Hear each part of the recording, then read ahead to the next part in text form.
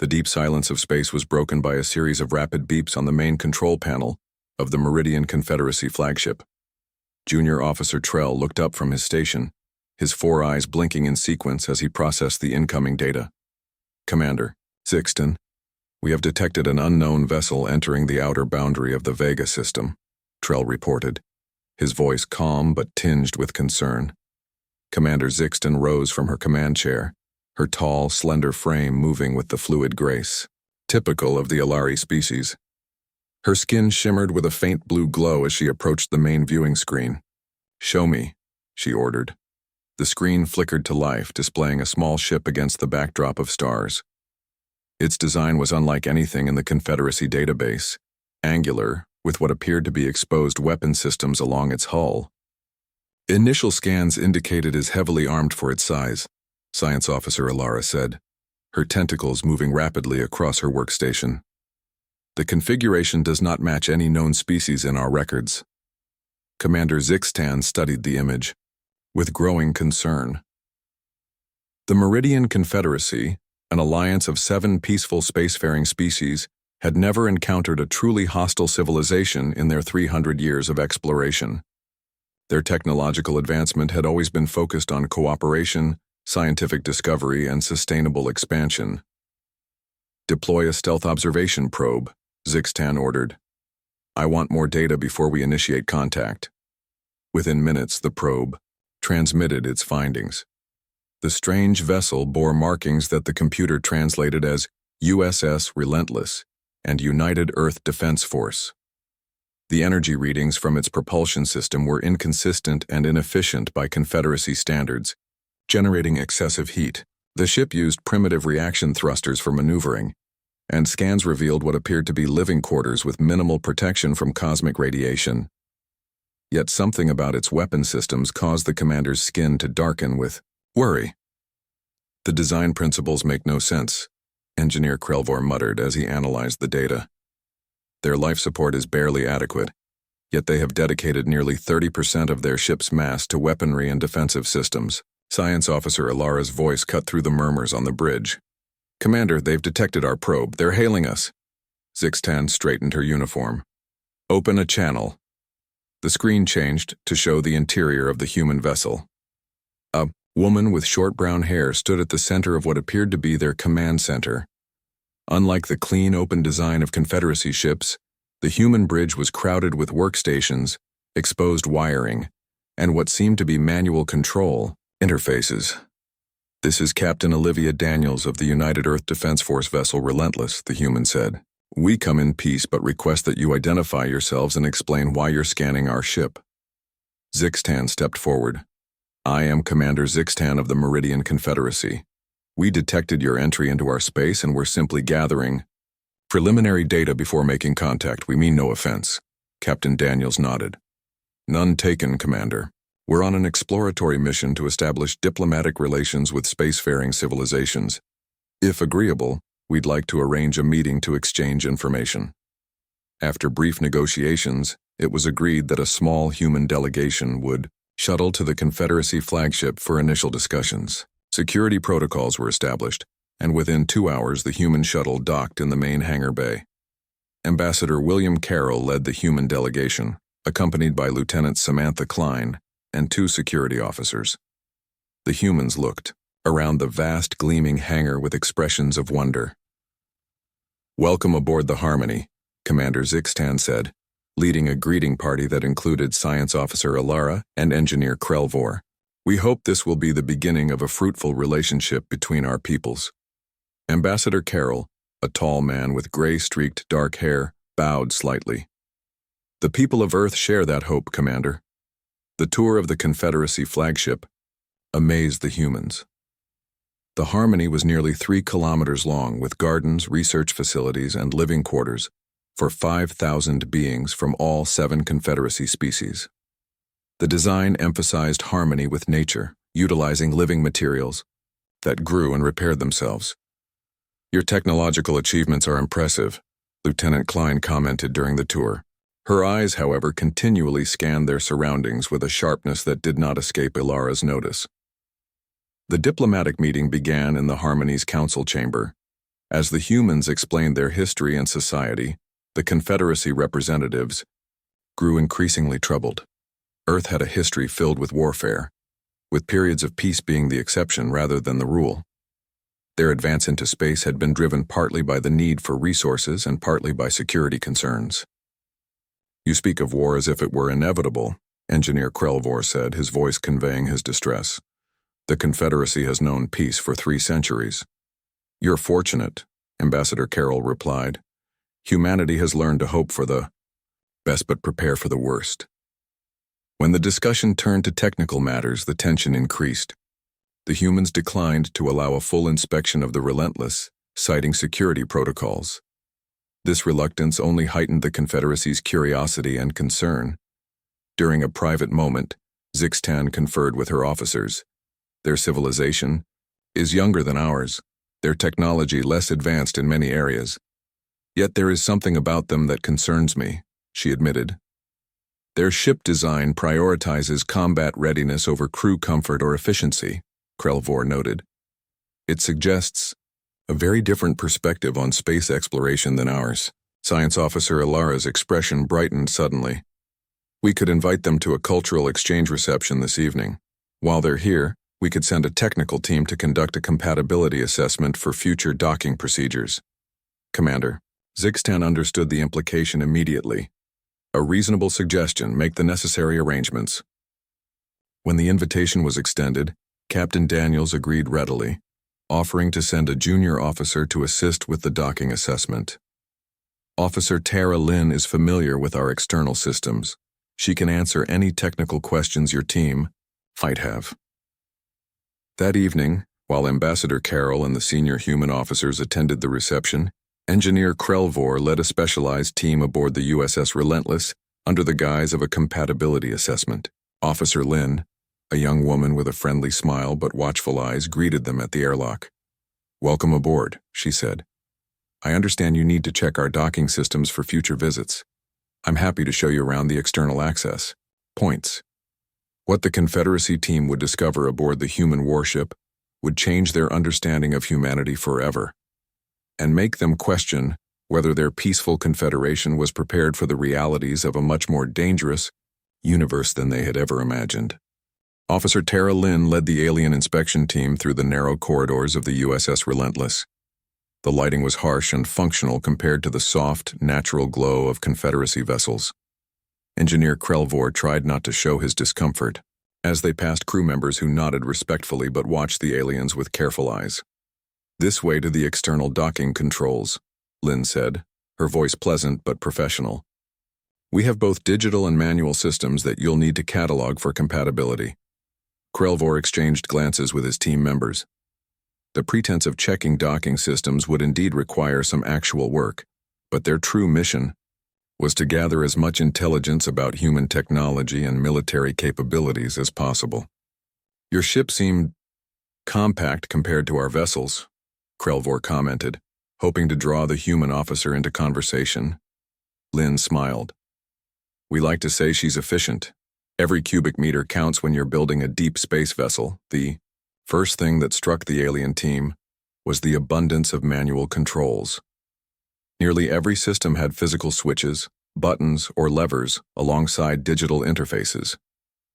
When science technician Vrelna questioned this design choice, Lynn's answer was simple but troubling. "Digital systems can be hacked or disrupted by energy pulses. Physical controls give us redundancy," she explained.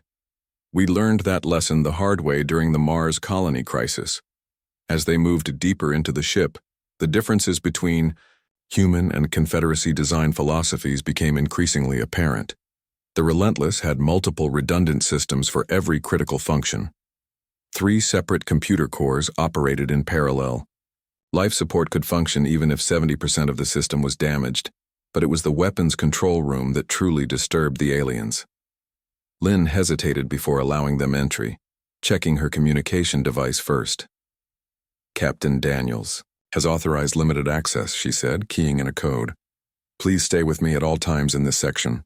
The weapons room was smaller than Krelvor had expected, with sealed compartments and security measures everywhere. 3 crew members worked at stations, acknowledging the visitors with brief nods before returning to their tasks. "This is where targeting and weapons deployment is coordinated," Lynn explained. "I can show you the external housing connections that might affect docking procedures, but the internal systems are classified." Despite her restrictions, the alien team gathered disturbing information. The targeting systems were designed to identify specific vulnerabilities in enemy vessels. More frightening was a display showing what appeared to be different ammunition types, including projectiles that would barely damage Confederacy hulls, but would release radiation harmful to their specific biology. "Your weapons seem designed for biological impact rather than structural damage," Vrelna observed cautiously. Lynn's expression didn't change. "All defense systems have multiple applications. Flexibility is key in uncertain situations." As they continued the tour, Technical Officer Zeb made a discovery that sent a chill through the alien team. The ship's power distribution system was designed to continue functioning even after catastrophic damage. Not to save the crew, but to ensure weapons could fire until the very last moment. "Your emergency systems prioritize offensive capabilities over life support," Zeb noted, trying to keep his voice neutral. Lynn studied him for a moment before responding. "In certain scenarios, completing the mission becomes more important than individual survival. It's a last resort, but one we plan for." The concept was alien to the Confederacy members, whose entire society valued life above all else. The idea of designing systems specifically to continue fighting after hope of survival was lost seemed barbaric. They passed a sealed door with additional security measures. Krelvor's scanning device, disguised as a standard engineering tool, detected unusual energy patterns beyond. "What's in there?" he asked casually. "The Cole Protocol Room," Lynn replied, then added, "Ship self-destruct systems." The aliens fell silent. Self-destruction was a concept so foreign to their thinking that they had no immediate response. The Confederacy valued preservation above all else. The idea of deliberately destroying one's own vessel was incomprehensible. In the engine room, Engineer Krelvor found another surprise. The propulsion system was indeed inefficient by Confederacy standards, but it was also remarkably durable. It could function at reduced capacity even after taking damage that would render Confederacy drives useless. "Your engines sacrifice efficiency for durability," he noted. Lynn nodded.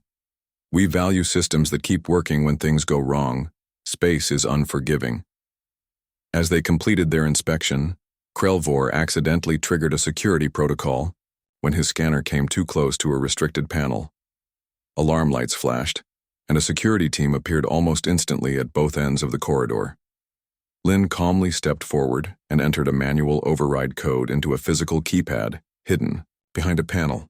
The alarm silenced immediately. "Sorry about that," she said with a smile that didn't reach her eyes. "Some of our systems are particularly sensitive." "You used a manual override," Vrelna noted. "Not a voice command or digital interface." "Electronic systems can be compromised," Lynn explained. "Voices can be faked. Something as simple as a physical key or memorized code is sometimes the most secure option." As the alien team prepared to leave, they passed the ship's medical bay. The doors were open, and they glimpsed what appeared to be medical staff conducting training. A body, clearly a simulation mannequin, lay on a table with grievous injuries, while medical personnel worked with calm, practiced movements. "Battle. Casualty drills," Lynn explained, seeing their shocked expressions. "We run them weekly." Back at the airlock, Lynn bid them farewell with perfect courtesy. "I hope you've gathered everything you need for your compatibility assessment. We look forward to future cooperation with the Confederacy." As the alien team departed, Krelvor couldn't shake the feeling that Officer Lynn had known exactly what they were really doing, and had allowed it. But why? Aboard the Harmony, Commander Zixtan was concluding the cultural reception. The human delegation had been charming and engaged in discussions ranging from art to philosophy. Yet throughout the evening, Zixtan had noticed how the humans, particularly Captain Daniels, asked pointed questions about Confederacy defenses and military capabilities, all while seeming to merely make pleasant conversation. as the humans prepared to return to their ship, Captain Daniels approached Commander Zixtan privately. "Your hospitality has been wonderful, Commander," she said. "I trust your technical team found everything they needed on their tour of our vessel." The question was delivered with a small smile that made it clear she knew exactly what had been happening. Before Zixtan could respond, Daniels continued, "We look forward to hearing your assessment tomorrow. I think both our peoples have much to learn from each other." With that, she rejoined her delegation, leaving Commander Zixtan with the unsettling feeling that the humans had been several steps ahead of them all along. The next morning, Commander Zixtan assembled her senior staff in the secure briefing room. The air was tense as Engineer Krelvor presented the findings from their inspection of the human vessel. "The data we collected is troubling," Krelvor began, his skin dulling to a muted gray that reflected his concern. "The human ship is designed with principles that directly oppose our own."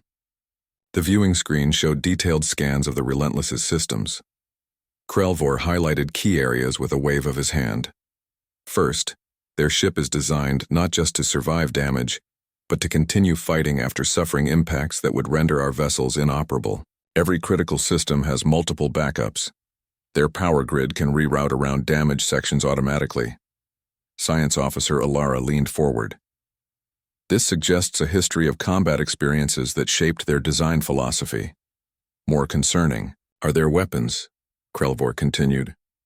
"They have developed systems specifically targeting biological weaknesses rather than technological ones. Several of their missile types would pass through our shields with minimal damage to our ships, but would release radiation harmful to our specific biology." A murmur ran through the assembled officers. The concept was almost unthinkable in Confederacy warfare doctrine, which focused on disabling enemy vessels while minimizing loss of life. "There's more," Krelvor said. "Their ship database, which Officer Vrelna managed to partially access, contains detailed contingency plans for scenarios we have never even considered." He displayed a list on the screen. Plans for continuing combat after the death of commanding officers, protocols for fighting while life support is failing, strategies for using a critically damaged ship as a weapon.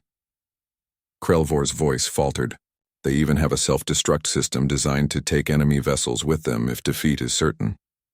Commander Zixtan studied the data in silence. After a long moment, she spoke.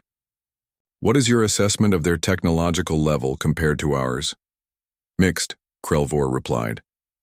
"In propulsion, energy generation, and materials science, they lag behind us by perhaps 50 years. But in weapons technology and combat systems, they have developed solutions we never considered.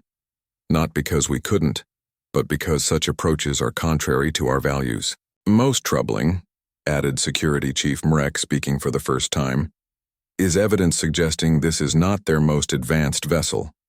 References in their communications suggest the Relentless is considered a diplomatic scout ship with limited armaments." The room fell silent as the implications sank in. If this was a diplomatic vessel, what would their actual warships be like? Science Officer Alara's voice broke the silence. "I believe we're missing an important perspective. These design elements don't necessarily indicate aggression. They might demonstrate adaptation to a harsh environment." She brought up new data on the screen. The historical records shared during the cultural exchange reveal that humans nearly destroyed themselves multiple times. They survived global wars, climate disasters, and biological plagues. Their redundant systems and focus on survival at all costs may be a response to their history of near extinction. Ilara's tentacles moved, with increasing animation as she warmed to her theory. "Consider how different their evolutionary path has been from ours. The Confederacy species all evolved on worlds with abundant resources and compatible biologies. Humans developed on a planet where they competed with numerous other predator species. Their psychology is shaped by survival pressures we never experienced." "Commander." Zixtan nodded slowly. "An interesting perspective. But it doesn't change the fact that their approach to space exploration includes preparation for warfare on a scale we've never contemplated." At that moment, a junior communications officer entered the room. "Commander, we've received a message from Captain Daniels. She's requesting another meeting, and specifically asked for Engineer Krelvor and Science Officer Alara to attend. Zixtan's skin flickered with surprise. Did she give a reason? Yes, Commander. She said, and I quote, "We should discuss what your team discovered during their inspection of our vessel." The confirmation that the humans had been aware of the true purpose of the inspection created an uncomfortable silence in the room. They knew all along, Krelvor said quietly. Officer Lin guided us to exactly the systems they wanted us to see. Or perhaps they simply had nothing to hide, Alara suggested. Their openness might be a gesture of good faith. Commander Zixtan rose from her seat. We will meet with them, but first I want a full security assessment. If their ship has offensive capabilities we haven't identified, I want to know before they dock again. 2 hours later, Captain Daniels arrived with a small delegation that included Officer Lin and a man introduced as Engineer Ryan Garcia. They were escorted to the Harmony's diplomatic conference room, where Commander Zixtan waited with her senior staff. Thank you for agreeing to meet, Captain Daniels began once they were seated. Her expression was serious, but not hostile. I believe it's time for complete honesty between our peoples. She looked directly at Krelvor. Your inspection team was thorough, but I suspect you have questions about what you found. Commander Zixtan decided to abandon pretense. You knew we were gathering intelligence. Of course, Daniels replied simply. Just as we were studying you during the reception. That's standard procedure when meeting an unknown species. We would have been disappointed if you hadn't investigated us. Her frankness caught the Confederacy officers off guard.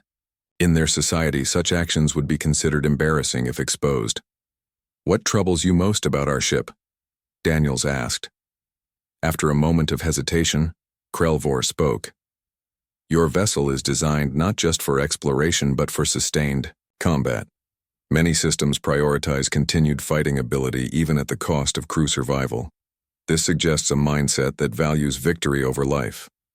Engineer Garcia shook his head. Not victory. Survival of our species. There's a difference. Explain, Commander Zixtan requested. Captain Daniels leaned forward. The design elements that disturb you were developed after hard lessons. Earth history is filled with moments where our survival hung by a thread. We've learned that peace isn't merely the absence of conflict.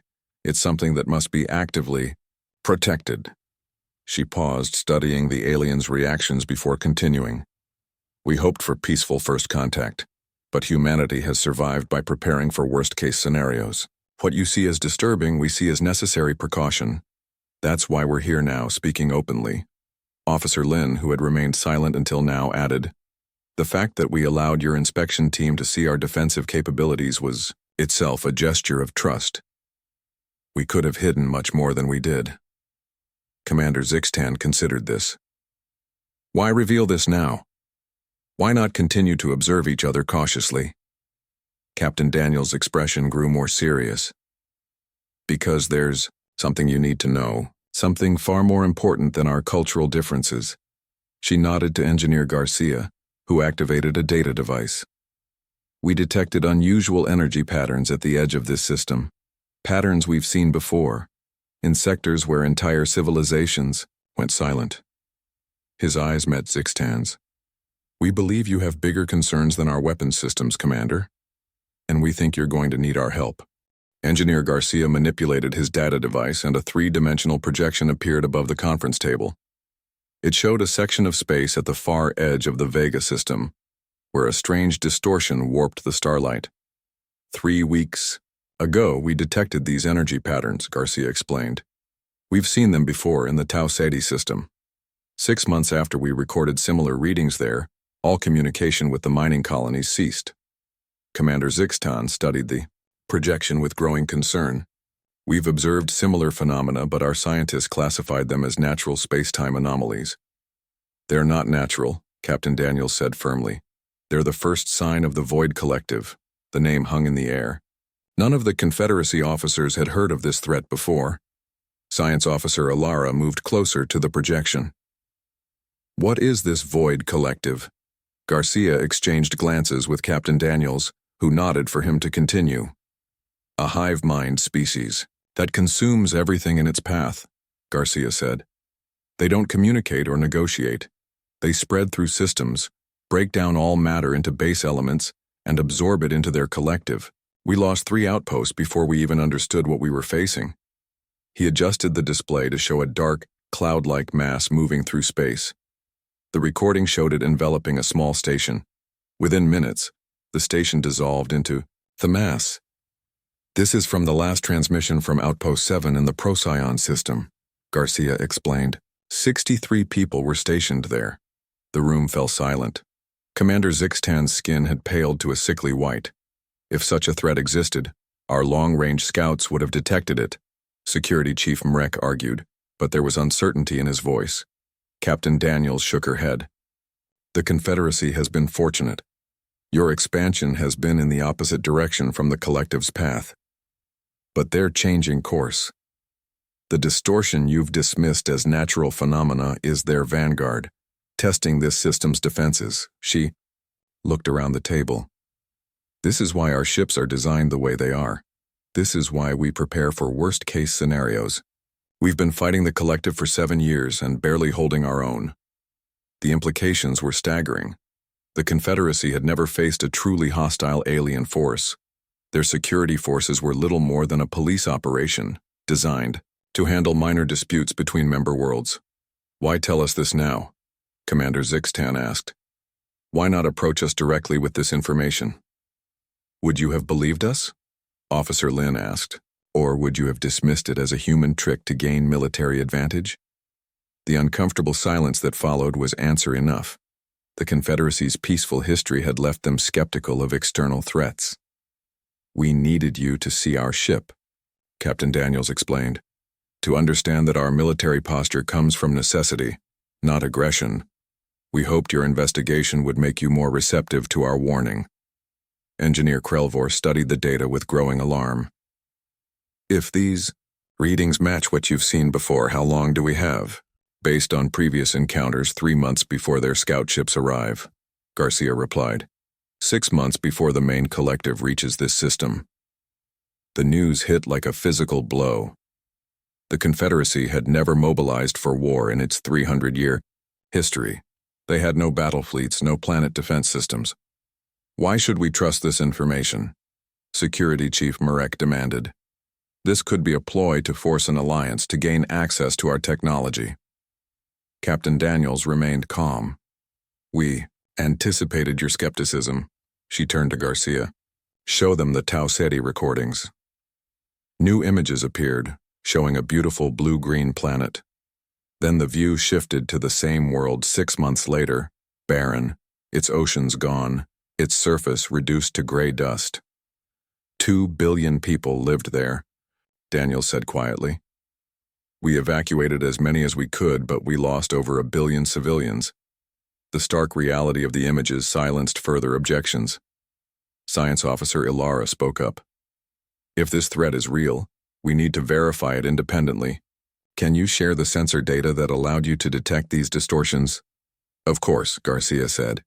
We came prepared to offer full cooperation, including weapon designs and defense strategies that have proven effective against the collective. Commander Zixtan rose from her seat. I must consult with the Confederacy Council. This information changes everything. Her voice was steady, but her skin rippled with colors reflecting her inner turmoil. If what you say is true, we are woefully unprepared. We understand, Captain Daniels replied, but I urge you to move quickly. Every day of preparation matters.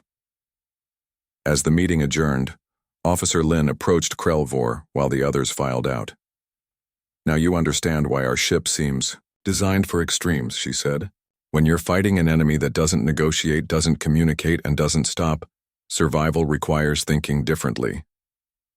Krelvor nodded slowly.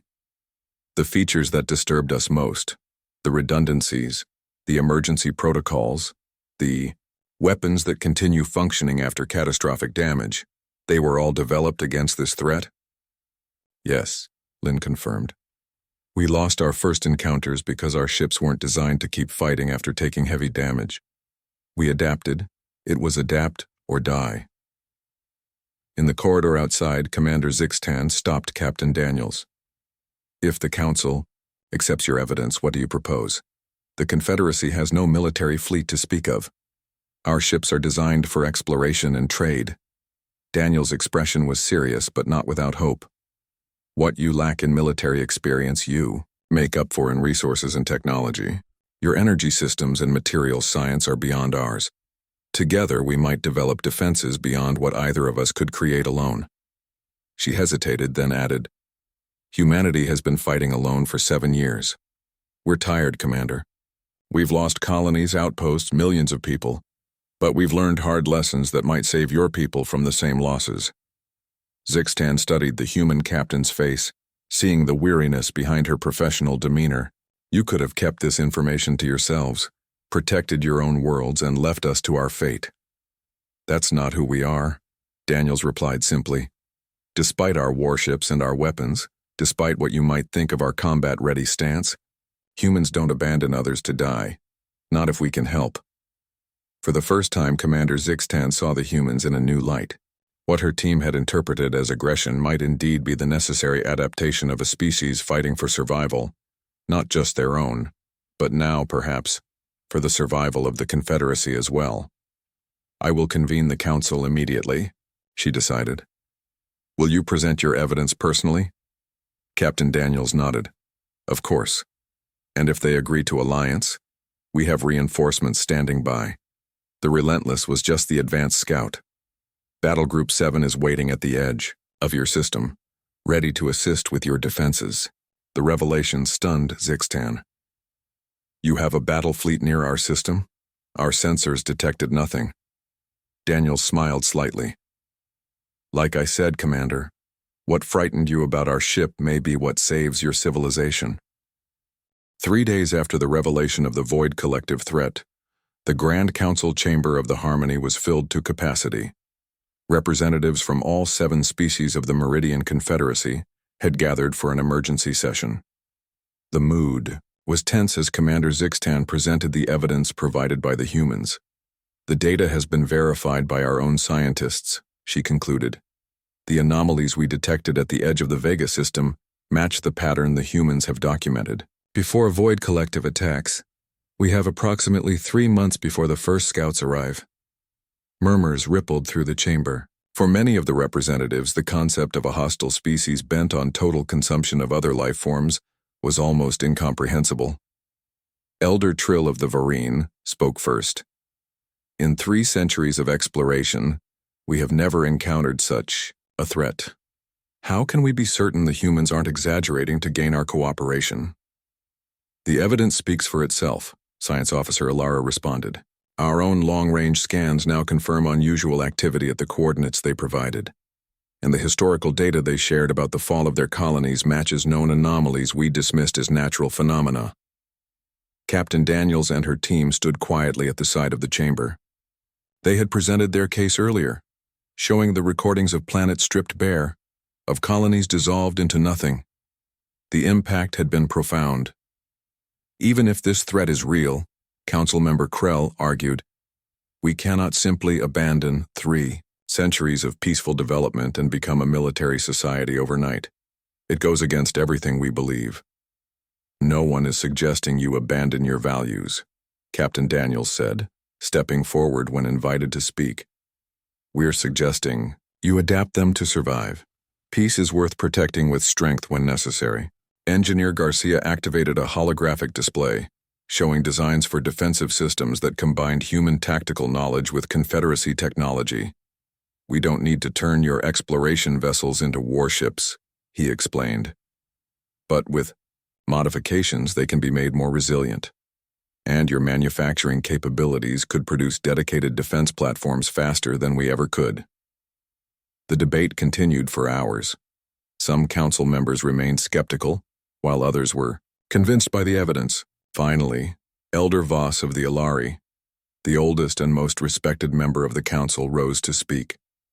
I have lived through the entire history of the Confederacy, the ancient being said, voice quavering slightly. I remember when we were separate, peoples, suspicious of one another. We learned to cooperate, to share our strengths. Perhaps this is another such moment in our history. He turned his gaze to the humans. Your ways frighten us. Your readiness for violence. Your ships designed for combat rather than discovery.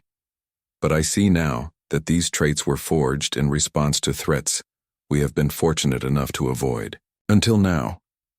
A hush fell over the chamber as Elder Voss moved to stand before Captain Daniels. We accept your offer of alliance, he said formally. The Meridian Confederacy will join with humanity against this common threat. The vote that followed was nearly unanimous.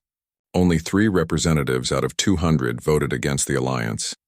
Within days, the Harmony became the center of a massive coordination effort. Human Battle Group 7, consisting of 5 warships led by the heavy cruiser Defiance, moved into the system. Confederacy citizens watched with a mixture of awe and unease as the human vessels took up defensive positions. On the main engineering deck of the Harmony, Krelvor worked alongside Engineer Garcia to integrate human weapon designs with Confederacy power systems.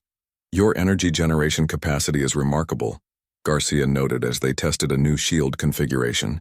With modifications, we can create defenses far more powerful than anything either of our peoples has developed alone. Krelvor, who had been the most disturbed by the human ship design just days earlier, now found himself fascinated by their tactical thinking. I never imagined applying our technology this way, he admitted. Our research always focused on efficiency and sustainability, never on weaponization. Garcia's expression was understanding but serious. Sometimes the most peaceful use of technology is to ensure that those who would destroy peace cannot succeed. In the command center, Commander Zixtan and Captain Daniels oversaw the deployment of early warning systems throughout the system. Lieutenant Klein had begun training Confederacy crew members in combat operations, while Officer Lin worked with Science Officer Alara to develop biological countermeasures against the collective. Your people learn quickly, Daniels observed, as they watched a simulation of Confederacy ships performing evasive maneuvers. In just a few days, they've grasped concepts it took us years to develop. We've always been good at adaptation, Zixtan replied. We just never had to adapt to warfare before. She paused, watching the simulation. I still hope we never have to use these skills in actual combat. So do I, Daniels said sincerely. But hope works better with preparation. 2 weeks later, the first real test came. The long-range detection grid the humans had helped install picked up a small probe at the very edge of the system. It matched the signature of Void Collective technology. Scout probe, Garcia confirmed, studying the readings. Earlier than we expected. They're moving faster now. A joint Human Confederacy intercept team was dispatched immediately. The Confederacy cruiser Harmony's Light, newly outfitted with human weapons technology, led the mission, accompanied by the human destroyer Swift Justice. From the command center, Zixtan and Daniels watched the operation unfold. The intercept was clean and precise. The probe was neutralized before it could transmit data back to the collective. First victory, Daniels said quietly. But they'll send more. And we'll be ready, Zixtan replied with newfound determination. That evening, as the 2 commanders reviewed plans for system-wide defenses, Zixtan asked the question that had been on her mind since the alliance began. Your people have been fighting this enemy for 7 years. You could have retreated, found a safe corner of the galaxy to hide in. Why continue the fight? Daniels considered the question before answering. There's something you should understand about humans, she said finally. Throughout our history, we've faced extinction-level threats. From nature, from each other, from disease. Each time we had a choice, surrender or fight. We learned that surrender only delays the inevitable, so we fight. She looked up at the holographic display showing the combined fleet now protecting the Vega system. But we've also learned that we fight better together. Every ally brings new strengths, new perspectives. What your people see as strange about us, our redundant systems, our continued fighting capability even when damaged, these came from hard lessons. What you bring, your efficiency, your advanced materials, your unity, these are strengths we need. Commander Zixtan nodded slowly. When we first analyzed your warship, what we discovered frightened us. Now I understand those same qualities may save us all. Across the system, human and Confederacy ships moved in coordinated patterns, preparing for the battle to come. The first true test of their alliance lay ahead. But for the first time since discovering the Void collective threat, both peoples faced the future with something they had almost lost: hope.